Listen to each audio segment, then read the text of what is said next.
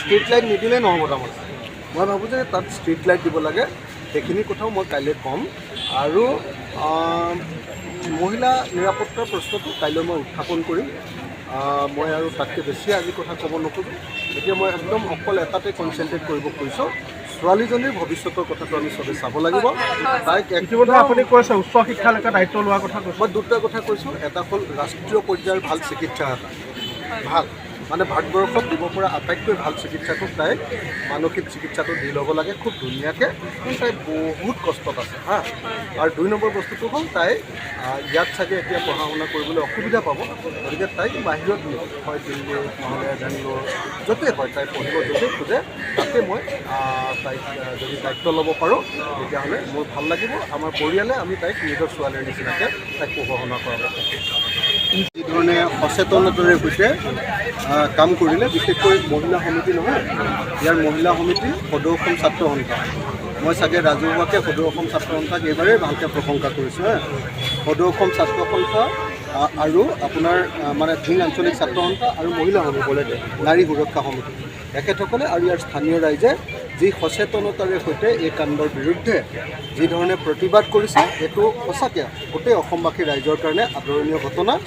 প্ৰশংসনীয় ঘটনা তেখেতসকলে একেৰাহে চাওক দেই এজন মৃত্যু ঘটিছে অপৰাধী কিন্তু তাৰ পাছতো এখেতসকলে কণ্টিনিউৱাছলি ৰেগুলাৰলি তেখেতসকলে প্ৰতিবাদ কৰিছে শাস্তি পোৱাটো বিচাৰিছে ফাইনেল শাস্তি এটা পোৱাটো বিচাৰিছে আৰু তাৰ লগতে এই অঞ্চলৰ মানুহৰ ৰাইজৰ নিৰাপত্তাৰ কথাটো কৈছে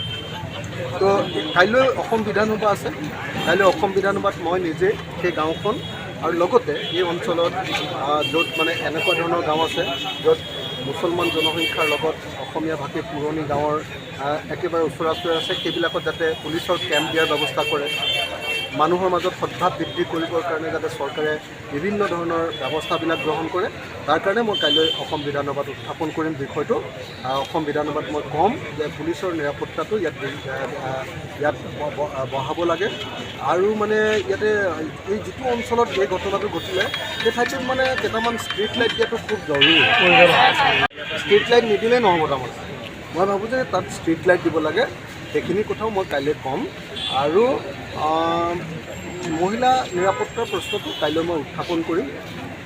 মই আৰু তাতকৈ বেছি আজি কথা ক'ব নোখোজোঁ এতিয়া মই একদম অকল এটাতে কনচেনট্ৰেট কৰিব খুজিছোঁ ছোৱালীজনীৰ ভৱিষ্যতৰ কথাটো আমি চবেই চাব লাগিব তাইক ইতিমধ্যে আপুনি কৈছে উচ্চ শিক্ষালৈকে দায়িত্ব লোৱাৰ কথা কৈছে মই দুটা কথা কৈছোঁ এটা হ'ল ৰাষ্ট্ৰীয় পৰ্যায়ৰ ভাল চিকিৎসা এটা ভাল মানে ভাৰতবৰ্ষত দিব পৰা আটাইতকৈ ভাল চিকিৎসাটো তাইক মানসিক চিকিৎসাটো দি ল'ব লাগে খুব ধুনীয়াকৈ কিন্তু তাই বহুত কষ্টত আছে হা আৰু 2 নম্বৰ বস্তুটো হ'ল তাই ইয়াত চাগে এতিয়া পঢ়া শুনা কৰিবলৈ অসুবিধা পাব গতিকে তাইক বাহিৰত নিব হয় দিল্লী নহ'লে বেংগলোৰ য'তেই হয় তাই পঢ়িব য'তেই খোজে তাতে মই তাইক যদি দায়িত্ব ল'ব পাৰোঁ তেতিয়াহ'লে মোৰ ভাল লাগিব আমাৰ পৰিয়ালে আমি তাইক নিজৰ ছোৱালীৰ নিচিনাকৈ তাইক পঢ়া শুনা কৰাব যিধৰণে সচেতনতাৰে সৈতে কাম কৰিলে বিশেষকৈ মহিলা সমিতি নহয় ইয়াৰ মহিলা সমিতি সদৌ অসম ছাত্ৰ সন্থা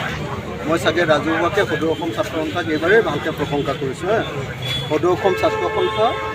আৰু আপোনাৰ মানে ধিং আঞ্চলিক ছাত্ৰ সন্থা আৰু মহিলা সমিতি নাৰী সুৰক্ষা সমিতি এখেতসকলে আৰু ইয়াৰ স্থানীয় ৰাইজে যি সচেতনতাৰে সৈতে এই কাণ্ডৰ বিৰুদ্ধে যিধৰণে প্ৰতিবাদ কৰিছে এইটো সঁচাকৈ গোটেই অসমবাসী ৰাইজৰ কাৰণে আদৰণীয় ঘটনা প্ৰশংসনীয় ঘটনা তেখেতসকলে একেৰাহে চাওক দেই এজন মৃত্যু ঘটিছে অপৰাধী কিন্তু তাৰ পাছতো এখেতসকলে কণ্টিনিউৱাছলি ৰেগুলাৰলি তেখেতসকলে প্ৰতিবাদ কৰিছে শাস্তি পোৱাটো বিচাৰিছে ফাইনেল শাস্তি এটা পোৱাটো বিচাৰিছে আৰু তাৰ লগতে এই অঞ্চলৰ মানুহৰ ৰাইজৰ নিৰাপত্তাৰ কথাটো কৈছে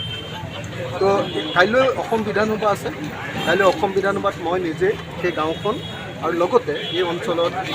য'ত মানে এনেকুৱা ধৰণৰ গাঁও আছে য'ত মুছলমান জনসংখ্যাৰ লগত অসমীয়া ভাষী পুৰণি গাঁৱৰ একেবাৰে ওচৰা ওচৰি আছে সেইবিলাকত যাতে পুলিচৰ কেম্প দিয়াৰ ব্যৱস্থা কৰে মানুহৰ মাজত সদ্ভাৱ বৃদ্ধি কৰিবৰ কাৰণে যাতে চৰকাৰে বিভিন্ন ধৰণৰ ব্যৱস্থাবিলাক গ্ৰহণ কৰে তাৰ কাৰণে মই কাইলৈ অসম বিধানসভাত উত্থাপন কৰিম বিষয়টো